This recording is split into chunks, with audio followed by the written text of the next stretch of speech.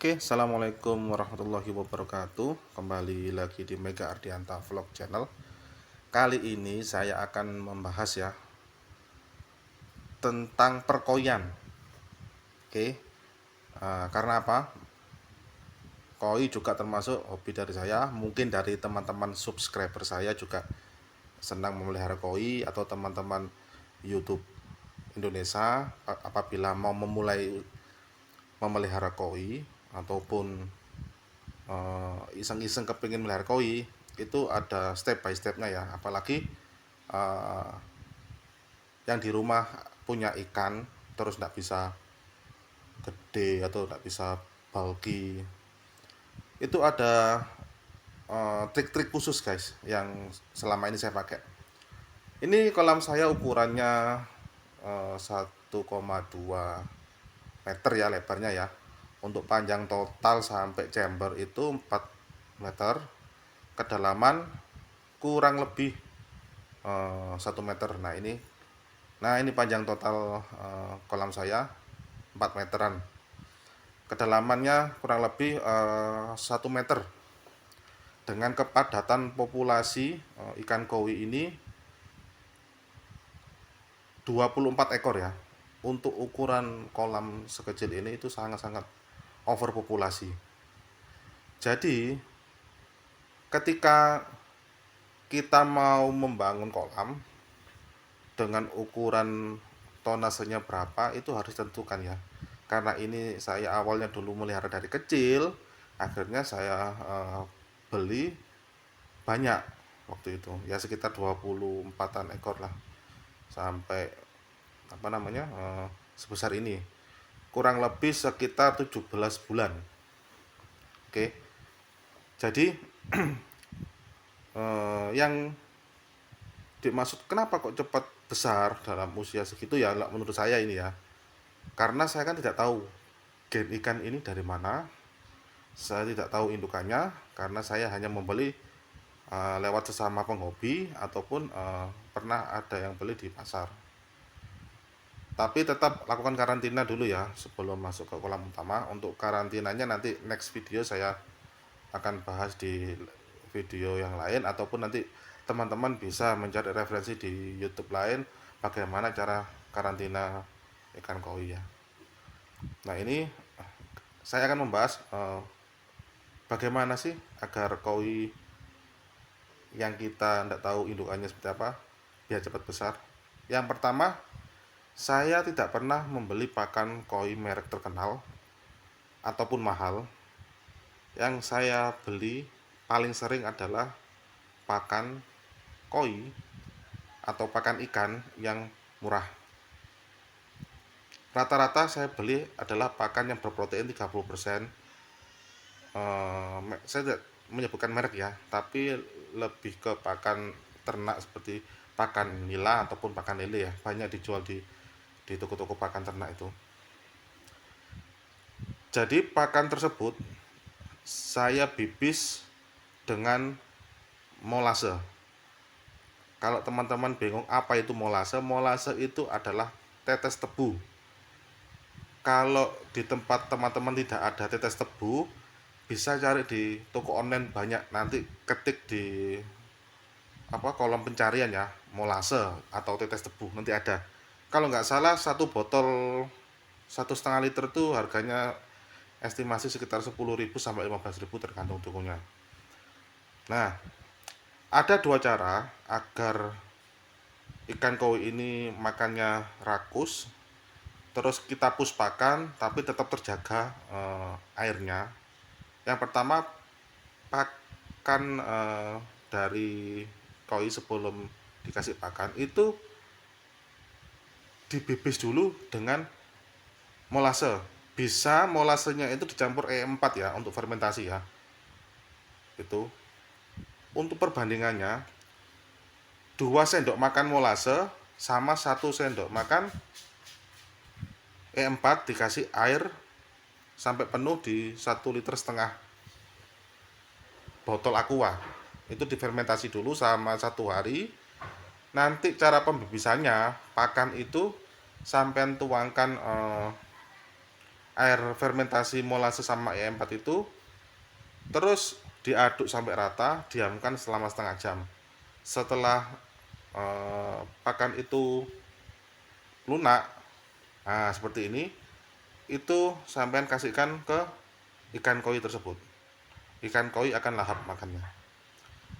Yang kedua, ada yang langsung molase tersebut dikasihkan ke pakan koi. Jadi dicampur langsung molasenya. Nah, ada dua kelebihan jika langsung dituangkan molase. Saya biasanya sih untuk ukuran 300 sampai 400 gram pur, saya kasih 3 sampai 4 sendok makan molase, saya aduk sampai rata. Setelah itu saya diamkan pur selama setengah jam. Ketika sudah tercampur rata, terus pur sudah melunak, saya kasih pakan ke ikan. Satu hari, kalau saya kerja ya, pagi itu kadang setelah sholat subuh saya kasih makan, sampai saya berangkat kerja setengah 8 saya kasih makan. Jadi pagi saya kasih makan 2 sampai 3 kali. Nanti pas pulang kerja sore saya kasih pakan 3 kali, kurang lebih 6 kali saya kasih pakan. Kalau kelebihannya langsung dituangkan molase, yang pertama pur itu tidak cepat jamur ya, walaupun itu difermentasi. Bisa dipakai sampai 5 hari lah. Itu dia tidak akan fermentasi. Terus kekurangannya kalau langsung pakai molase, di air itu gampang coklat ya, gampang kotor, plus minus ya. Kalau bibisnya pakai molase plus fermentasi E4 itu tidak bisa bertahan lama. Jadi kalau pakai yang metode molase fermentasi E4 itu bertahan sekitar 2 hari, maksimal 3 hari itu sudah mulai ada jamur sih sebenarnya. Itu harus segera dihabiskan ya, atau maksimal 2 hari deh. Kelebihannya kalau kita bibis dengan molase dan E4 di air itu dia tidak akan kotor. Sepintas kotor kan, untuk awal-awal kita kasih pakan, tapi setelah itu fermentasi dari E4 sama molase ini itu juga membantu perkembangan bakteri baik di dalam kolam. Terserah nanti teman-teman pilih yang mana. Untuk signifikannya fermentasi mana itu hampir-hampir sama, cuma saya lebih sering ke ini molase sama pur aja. Karena yang pertama, kalau menurut saya pertumbuhan ikan itu lebih cepat. Terus yang kedua, ikan lebih lahap kalau pur langsung dikasih molase ya. Itu sih kalau menurut saya yang selama ini saya pakai ya. Ikan-ikan saya ini dulu ukurannya sekitar 20 sampai 30 cm dengan rentan waktu sekitar 17 bulan ya. Ini rata-rata ini sudah 50 up ini. Ya ada beberapa ada yang kecil seperti karasi sama siro. Ini saya barusan dapat beberapa minggu yang lalu lah. Tuh. Nah, nanti perkembangannya itu sangat-sangat signifikan dibanding hanya ngasih pur biasa ya tanpa difermentasi. Jadi kalau teman-teman ingin mencoba silakan dicoba. Kalau saya sudah mencobanya ini kurang lebih 17 bulan. Terus yang kedua, kalau kita puspakan, usahakan pagi hari itu kita water change ya, agar amoniak yang ada dalam kolam itu juga berkurang. pH air juga terjaga. Karena apa?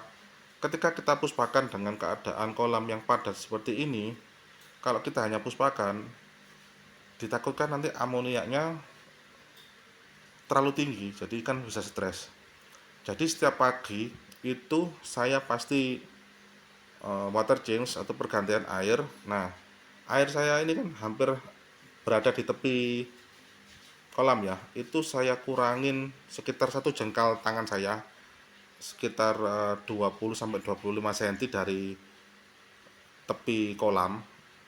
Nah, nanti kalau sudah berkurang itu diisi air, sambil diisi air ya, agar nanti pompanya tidak tekor. Nanti untuk pergantian air dikondisikan saja sesuai dengan kolamnya masing-masing agar pompa tetap berjalan dan tidak tekor.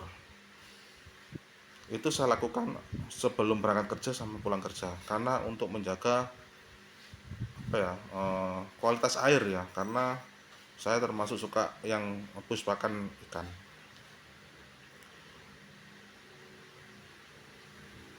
Lah itulah rahasia saya kenapa ini ikan cepat gede-gede, bulky. Ya karena saya sering, yang pertama water change, terus yang kedua pakan itu saya fermentasi dengan molase. Jika ada saran atau kritik, teman-teman silakan tulis di komentar ya. Nanti kita sharing-sharing. Saya ini juga pemula, saya juga baru-baru aja mainan koi. Saya hanya sharing pengalaman yang saya rasakan selama ini ya, untuk kondisi perkembangan ikan koi saya selama saya kasih pakanan murah. Jadi untuk memperbesar bulky dan lain-lain itu saya cukup pakai pakan yang murah itu saja. Ini saya di luar kualitas koi ya. Kalau memang teman-teman memang koinya itu bagus, memang untuk kontes ya, jangan pakai pakan ini. Ini hanya saya eksperimen untuk memperbesar koi aja. Mungkin untuk koi-koi polos itu bagus. Itu. Tapi untuk koi-koi kontes ya memang harus pakan-pakan yang bisa memunculkan warna dan lain-lain, itu beda beda kasus ya. Kalau ini kan saya hanya hobi koi di rumah untuk hiburan, karena itu tadi, koi adalah hoki menurut saya. Oke, assalamualaikum warahmatullahi wabarakatuh, bye bye.